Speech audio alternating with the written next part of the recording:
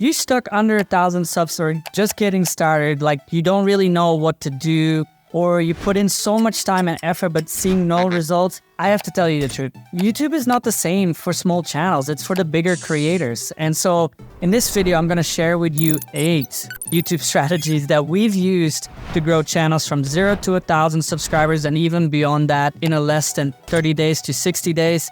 And I wanna make sure you can do that too. After the 8, I'm gonna share with you one of my personal tips that I really think matters very much in this YouTube space. So I am Milan, I'm co-founder of Playstack. We are a YouTube growth agency working with 7-8 figure business owners that use YouTube for their personal brand or as a lead generation tool for their business. On this channel, we talk about YouTube growth and we have some awesome in-depth conversations with marketers, other bigger creators, and people that just been through the steps to get that success as a business and using content to do so. So go check that out and let's dive into it. That 15% difference in viewership really does make the difference between hypothetically like 2 million views on a video and like 10 in my head. Give the algorithm, give the YouTube platform more. Like replace the word algorithm in their question with the word. When I first met you, I had just gone full-time as a creator, and you were so great. You gave me this worldview, this perspective of don't think algorithm, think audience. In my role, I've always gotten a lot of questions about the algorithm. It's like, what time should I upload to optimize for the algorithm? How often should I upload? The way we design the algorithm is actually, we want to give audiences the videos and other content that they're going to be most satisfied by. If the audience doesn't really care whether you upload it at 3 in the morning or 7 at night, then the algorithm shouldn't care either. And so what I encourage creators to do is when they have some of these questions, they immediately kind of think about algorithm, like replace the word algorithm in their question with the word audience. That's going to give you a better answer because we're aiming to serve the audience. And so the more you focus on understanding what your audience wants and finding the best fit with them, the algorithm is going to match that. You know, he's right. It's something I've been using forever. Change the word algorithm by audience. So simple. Now you only have to think about who you're making videos for. So try to engage as much as possible with people. Try to get to know who you're targeting, because if you're targeting everybody, you're targeting no one. And that segues into our next one. The 2 primary advantages of niching down and getting more specific with your audience is it's 1, easier to own that space. If you are one of the few players in that very specific area that you're playing on YouTube, you can become the preeminent or the #1 player in that space much easier. And 2, it tends to be easier to grow when you niche down. Picking a niche is probably one of the hardest things, right? But it's so crucial to the success of your channel. Like you can go broad, but you're just like anyone else. And if you're not having an edge on the bigger players, then it's really tough to break through. So niche down, find a market where you can become like the authority within that market and then go from there. Like Alex Hormozi did it. He started with sales videos, which is already broad, but he did it back in the day. Then he went to a way broader topic. There's so many other ones that have done it. And so I definitely recommend niching down. And then later, once you conquer that little patch of the market, then you move up into a broader niche and go from there.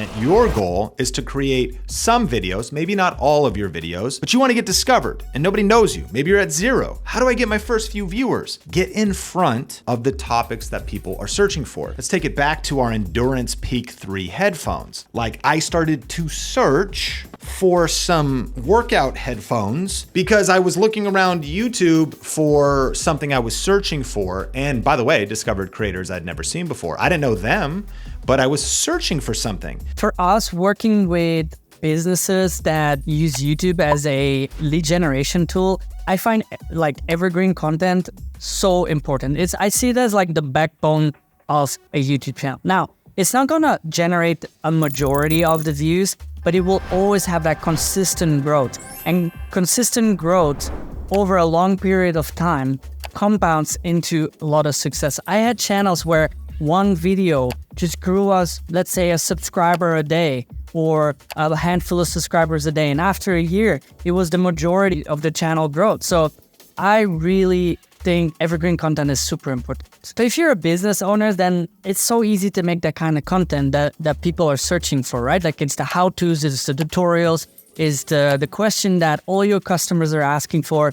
It's the FAQ on your website, right? So start with that. Like if you don't know where to start with building that foundation on your channel, and you'll see your channel growing slightly, but incrementally, compounding to that success you need. Plus, this is the audience you're looking for. They're literally looking for certain answers, and they're coming to your videos to find that answer. So you're gonna be that authority figure. What makes for a good title? Short? Not just short. It's also, if someone reads it, are they like, do they have to watch it? Is it just so intrinsically interesting that it's just gonna with them if they don't click on it? You know what I mean? Ideally, it's a title also that, you know, because the titles don't live in a vacuum, right? So it has to lead into the content. So ideally, the title represents content that you would want to watch for 20 minutes. So if it's a 20-minute video and the title is I stepped on a bug, the click-through rate is going to be much lower than if it was like a 5-second video. Like even nuances of the length of the video based against the title will affect whether people want to click it, because sometimes they just don't add up. I mean, it's that, yes, ideally you want it below 50 characters, because above 50 characters on certain devices, you run the chance of it going ... because then people don't even know what they're clicking on. And so it's going to do even worse. Short, simple, ideally, and just so freaking interesting, they have to click. And it is a good segue into the content, and it represents the length of the content. Title is so important, right? We've been talking about this so many times on our channel. This is actually one of the videos that is that searchable evergreen content on our channel that is slightly growing our channel over time. Anyway, title is part of the packaging. When we say like you need to package a YouTube video, it's like your title, your thumbnail, those are the two main ones, and then your hook, which is the next one. Title sets the expectation. Now your thumbnail belongs with that, and the thumbnail actually helps scroll stop first of all, and then create curiosity. Now be aware, don't mimic your title and thumbnail that is the same. It would be a waste of like real estate basically. Use the thumbnail really to create more curiosity, and then the title to set the right expectations, or vice versa, whatever floats your boat. Your title and thumbnail set expectations, and at the very beginning of the video, to minimize drop-off, you want to assure them that those expectations are being met. The number one thing is like retaining as many people as possible at the start. Because like envision a chart where you lose 35% of your viewers in the first 30 seconds, and then envision one where you only lose 20%. That's 15% more people that are watching, you know, throughout the video than not. And it's not like you made the whole video like a bunch better. You just had a more strategic intro that hooked them. I'm struggling to put this into words and like to really impose how important that is, but like that 15% difference in viewership really does make the difference between hypothetically like 2 million views on a video and like 10 in my head. So once you set those expectations with the title and thumbnail, you need to match those expectations, right? And so we have that first 30 seconds, which is split up in your hook, which is like the first 5 seconds, and then the rest of the intro, which really sets the expectation. The hook is so important because you're trying to grab that attention. So you want to find something that really grabs the attention, like something that's so relatable with the viewer, or you're asking them a question, or you're just blowing them away while they just want to continue watching, right? And so, for example, how I started this video is like, you stuck under 1,000 subs or just getting started, like you don't really know what to do, or you put in so much time and effort but seeing no results. I have to tell you the truth. That's how I did it in this video. A really good tip for your hook is to end the whole intro and the hook with a curiosity gap. This is what we call like a cliffhanger. It's like how when you watch Netflix and at the end of one episode there's a cliffhanger and it's like, oh, I need to watch the next one. You want to sprinkle that throughout your hook and then the whole video, but especially at the end of your intro, before you get into the meat of everything. So it's like, make sure you watch this point because this is going to be so important. After the 8, I'm going to share with you one of my personal tips that I really think matters very much in this YouTube space. Again, something I did in this video. When your audience comes to one of your videos and feels like, wow, this person is present, they're authentic, they're acknowledging where they are, and of course they're gonna do great things in the future, they really respect that. So you bringing them into your videos and expecting them to be there and enjoy the experience with you with your presence does huge things for you. And I've said this before, I'm gonna say it again here. When you start getting comments to the tune of, wow, why isn't this channel bigger? Or comments addressing you directly saying, thank you so much for making this video. This video deserves way more views than it has. When that starts happening, that is one of the indicators that you're doing this right. So we talked about that in point number 1, where your audience is super important. Like I changed the algorithm by audience. Now, once you know who your audience is, you really want to start engaging with them. And this is part of a framework that I heard on Jay Klaus's podcast, or maybe even the Future podcast with Chris Do. It's called New Casual Core, right? You have new viewers, you have casual viewers that sometimes watch, and then you have your core viewers.